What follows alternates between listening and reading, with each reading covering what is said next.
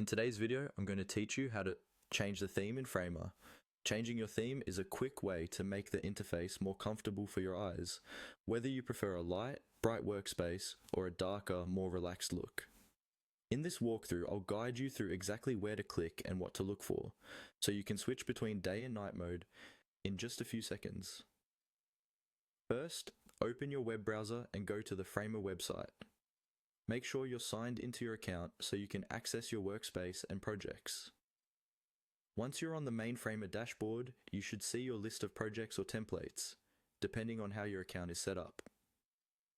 Give the page a moment to fully load, especially if you're on a slower connection, so that all the options in the interface appear correctly.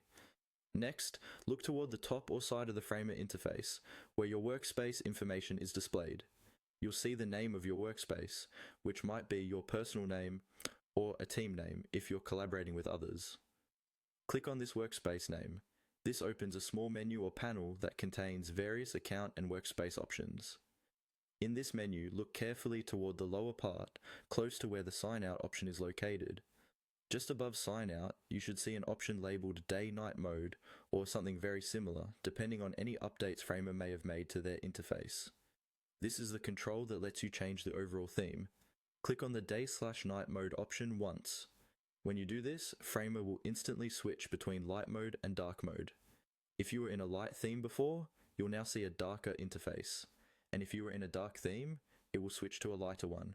Take a moment to look around the screen and see how the colors, background, and panels have changed. If you're not sure which theme you prefer, feel free to toggle it a couple of times. Choose the one that feels easiest on your eyes, especially if you spend long hours designing or prototyping. Remember, you can come back to this same menu anytime and switch themes again, so you're never locked into one look.